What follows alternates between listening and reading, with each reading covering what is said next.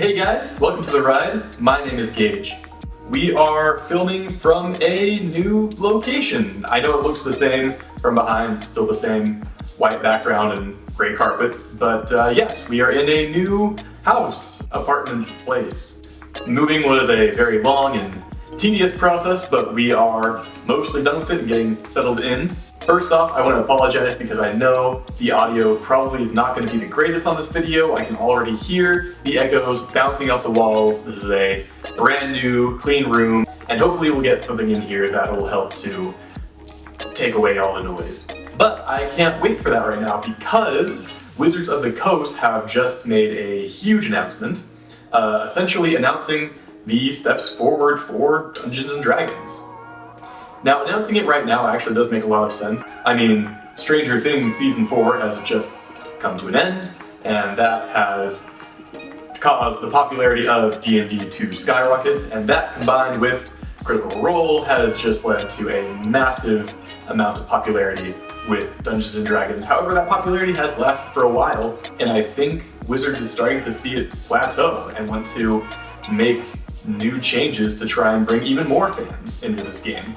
And that's exactly what they are doing with their announcement of 1D&D. And they're calling it 1D&D. I think the reason is because they don't want to call it D&D 6th edition or D&D 5.5 because this really isn't a new edition. And they made that very clear in their announcement video. You can find that on their main website. But yes, they are making a rules adjustments to Dungeons & Dragons as we know it in the 5th edition. Now, one of the things they've really tried to hit home is that this new edition, 1D&D, is not going to replace D&D 5e. Instead, it's going to be a new rule set that's backwards compatible with Dungeons & Dragons that we have now. I'm sure that's probably going to come as a relief to a lot of new fans. I've definitely spent a lot of time and a lot of money on 5th edition books and don't really want to see those become obsolete with these new rules. So I really like that they are allowing these new rules to be backwards compatible with the books that I already have.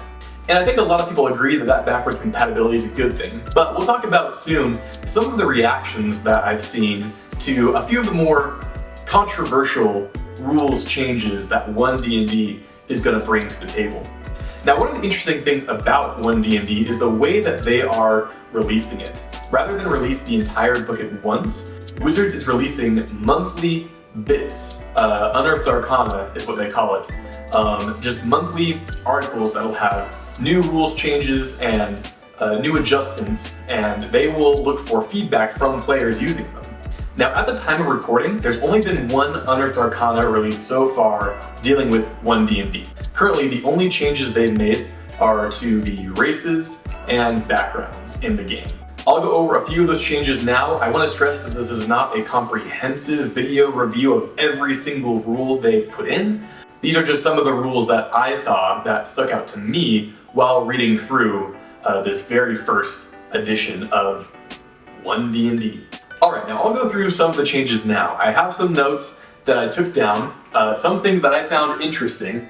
To start, I want to talk about races. There aren't too many changes to the races, a few bonuses here and there for humans versus elves, gnomes versus halflings, a few slight rule variations, nothing too big. I've seen some discourse saying that they might be a little unbalanced currently, but I don't really see too much of an issue with it as it stands now. That being said, we are getting a brand new race. We are getting the Ardlings, which are essentially what Aasimars were, which are essentially a celestial version of the Tieflings. Now, I've read through the Ardlings' profile. There's nothing really game-changing about them, but a new race is always welcome. Another change is that half-orcs are just called orcs. And this change seems pretty self-explanatory. They've just changed half-orcs to orcs, I think just in an attempt to simplify the vocabulary of the game. I mean, if we're honest, I think most DMs were already calling half-orcs orcs at this point, unless we're really, really specific.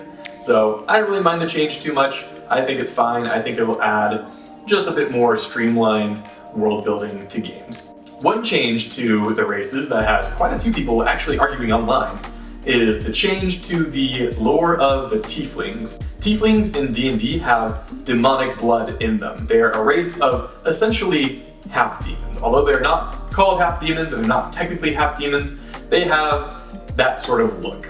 Now, in the past editions, the lore behind these Tieflings is that they are usually regarded with a bit of distrust, seeing as their heritage really isn't the best. Now, the reason this is controversial is because of the change from 5e to 1D&D, which is that Tieflings now are well respected by society for the sacrifices and victories they've had in the world. This is a change that I think a few people aren't okay with. Personally, I don't mind it too much, as it allows for Tiefling characters to play high nobility, and to be honest, most DMs were already ignoring that bit of lore anyway, making Tieflings just another part of their world and not really including the lore specific to the Wizards of the Coast. I don't think it's a big deal to change the lore of races in D&D. I think it's completely fine, seeing as the DM can do whatever they want. They can make Tieflings distrusted, or they can make them the high nobility of their world, or great paladins and leaders of society.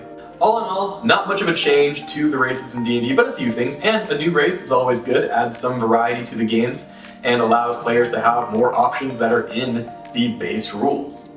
Now, one change that I really like happened to the backgrounds of Dungeons & Dragons. In D&D, if you're new, you have your race, your class, and your background. The background usually isn't as defining as the character's race and classes, but in 1D&D, in addition to all of your background features, you also gain a first level feat. Feats in D&D are just special abilities that can come up in different situations. And giving players a first level feat really adds to the importance of choosing a background for your character. You'll be able to feel that background more in your gameplay. That's something that D&D has always struggled with, is really making the backgrounds stay relevant during the campaign, as characters will very quickly forget their background and just kind of do their own backstory, which is great. But having a background that gives you a first level feat means that you'll constantly be referring to that ability to help you in game, which means that your background now has a lot of mechanical benefits as well as narrative benefits, as you can justify why your character would have that feat. Now, I want to talk about a change that I'm really not sure how it's going to go. And I've seen the online discourse, there's all kinds of arguments online as to why this won't work or will work. To be honest, I don't know where I fall in that, but I can definitely see some problems with this rule going forward if they choose to keep it in the game. And that rule is critical successes and failures on skill checks, so no longer just attack rolls. In 5e D&D, you can roll a natural 1 and a natural 20, and those will have big effects for when you're in combat. If you roll a natural 20 when you're attacking a monster, then you'll get a critical hit. If you roll a natural 1 when attacking a monster, even if you're really, really powerful, that 1 will still miss. Now, in 5th edition, that only applies to attack rolls, but apparently in 1D&D, that's going to apply to skill checks as well. Now, a lot of DMs were actually using this rule already as sort of a homebrew rule, and for good reason. It's a lot of fun. You can have your character try to scale a wall, and even if that wall is nearly impossible to scale, if the character rolls a 20 on their roll, a lot of DMs will say, okay, that's alright, you know, they roll a 20, it's fun, everyone's cheering, I'll let the character scale the wall. Now, in 1D&D, that's an actual rule. If a character rolls a natural 20 on their skill check, they can scale that wall. The reason why this might be a problem is because back when it was a homebrew rule, a DM also had full disclosure to take it away when necessary. You can roll to try and scale that wall, and a natural 20 will probably help you, even if a 19 wouldn't be enough. But if you were trying to roll to, say, ask the king to give up his throne to you, then the DM would just allow you to roll, and even if it was a natural 20, probably wouldn't allow the check to go through. Now, a lot of DMs have suggested that the answer to this rule change is to simply tell the players, no, you can't roll, and that it would automatically fail if you did. Now, that's true, but here's kind of an issue with that. In 5th edition, even though a check might be impossible, you could still ask the players to roll, and even if they rolled a natural 20, they would not be able to succeed.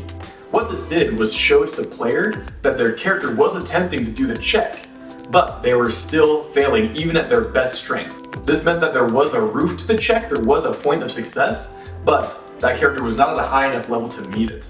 In this new version of 1D&D, simply telling the characters no, you can't do that feels a little restricted. You can't really keep the mystery of the skill check because you're automatically telling a player, no, this skill check isn't possible. Where with old rules, you could have the players roll, and maybe they don't roll a natural 20, maybe they roll a 15, and they still fail, and they may think, oh, what would have happened if I rolled an 18, 19, or 20? Now, a lot of online discourse has suggested that this rule can just be taken out of the game, and again, that's true. That's true with any rule in Dungeons & Dragons. If you don't like a rule, you can change it, or homebrew it, or just take it out entirely. But the thing is, it's always easier to add a homebrew rule in instead of taking a core rule out. And with this new critical success and failure mechanic, if they choose to keep it in, odds are they'll be balancing a few things with it, and that means that by taking out the core rule, there are now a few things that a DM would also have to watch out for in case things become imbalanced. I'm not saying that would actually happen, but it is something to consider. Now, those are the biggest changes that I wanted to talk about personally. There's a bunch more on the Unearthed Arcana, and you can read it on D&D Beyond for free. You can just download the PDF, and it's yours to put into your games, to include the rules with your 5th edition rulebooks already, and just start using them. The really cool thing about releasing the game in this way is that it allows the players to use the rules, discuss them amongst themselves, and then submit feedback to Wizards of the Coast before the full game is released. That's really big. That means that players can have an input on what goes into the final product. Right now, there's only one Unearthed Arcana release for 1D&D, and there are a ton more that will come before the game is even released. I don't want to speculate too much about the rules going forward, and I especially don't want to say that all these rules are good or bad when we've only seen a tiny fraction of the full rule set. Instead, I just want to share some of my thoughts on these rules, how some are beneficial and how some may be problematic. And hey, in a month when a brand new Unearthed Arcana is released, I might be swapped on many of those points. Anyways, that's all I have for you today. I'll try and stay up to date with 1D&D as things come out, and I'll try and share my thoughts with you and my own opinions on whether or not this will be a great new addition to D&D. Again, thank you guys so much for watching. I really appreciate it. Share your comments down below. Is there a rule that you really like that I missed? Is there a rule you really dislike that I missed? Are there some things that you see that could be a problem or could be a great new mechanic to add to Dungeons & Dragons? Whatever you thought, comment below, let me know. I will try to answer any comments I get. Thank you guys so much for watching, and I will see you in the next video.